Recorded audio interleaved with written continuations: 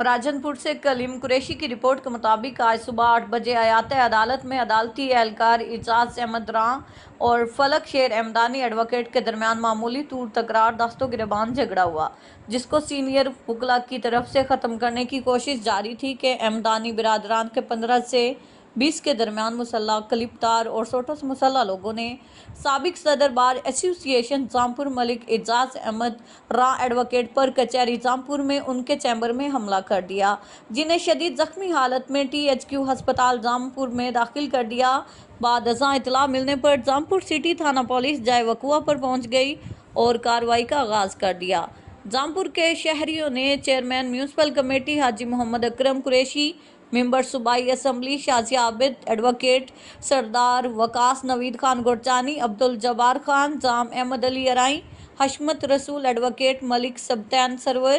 مولانا ابو بکر عبداللہ، مولانا محمد فہد خان کھوسہ، مفتی محمد عمر خان گرمانی، مولانا قاضی انعام باری، محمد جنید خان، سلیم قریشی، دلشاد انجم ہاشمی اور دیگر اس واقعے کی شدید الفاظ میں مذمت کرتے ہوئے ملوث ملزمان کے خلاف قانونی کارروائی کا مطالبہ کیا ہے۔